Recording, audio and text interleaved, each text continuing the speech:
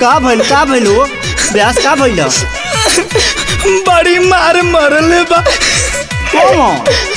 अरे ना जानत हुआ गइल रानिया मलिया से भेंट करे। अकेले गेल संदेश कहाँ रखा? ना गइल कहनी तो कहला कि जाता नहीं जुआ खेले। उस साला के चक्कर में रहब तो ये होबे करी। कहला कि कोनो दिक्कत ना हुई तू जा हम चल। बोलना कहिया मोबाइलवा दे दे रानी संदेश से गनो सब फाड़ देले बा। हम मार ले बस दुकाता। अरे बाप रे कौन मिल के मरल हो तुम बताओ तो। तल्ला है सुना अब नहीं यार प्यार होई दोबारा गरमी उतर गइल देहिया के सारा। रे यार अब नहीं यार प्यार होई दोबारा गरमी उतर गइल देहिया के सारा। भइल बा पिटाई हमर घरवा में बांध के। भइल बा पिटाई हमर घरवा में बांध के। कि मलवा देखत रहुए अखिया दोनों फार के माना ना कैलस साला सार के।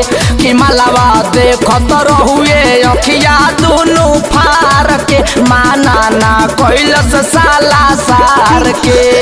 उ खेलानी गुटुर तकैत रहलख आ तनको ना कहलक के जाय दऊ। ऐसन कहनी के चक्कर में लड़की फड़की का तनी के कही।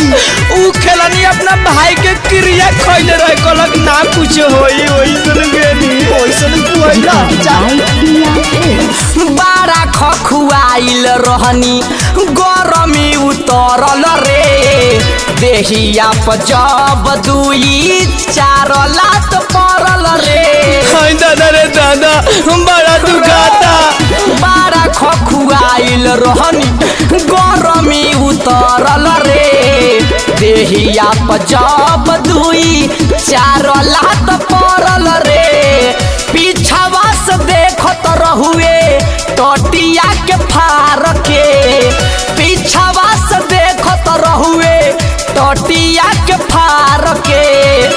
कि मलवा देखत रहुए अखिया दोनों फार के। रोके ना पावला साला सार के। तखलनी देखत रहुए अखिया दोनों फार के। रोके ना पावला साला सार के। अरे बाप केने मरले बस केने ऐसन जगह मरले बा कि बताहु लायक नहीं के। अरे बाप हां दुखाता। बाप रे Recorded by Tia Hills. जूते चप्पले भइल बाहु काई रे। डर लागे बाबूजी से घरे कैसे जाई बरे। मन तक करो जहर खा के मर जाई। जूते चप्पले भइल बाहु काई रे। डर लागे बाबूजी से घरे कैसे जाई बरे। 4 फीट दीवाल हम तो भागल बानी फान के। 4 फीट दीवाल हम तो भागल बानी फान के।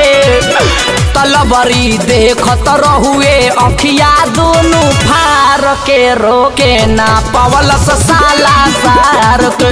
तखलनी देखत रहुए अखिया दोनों फार के। रोके ना पावलस साला सार के।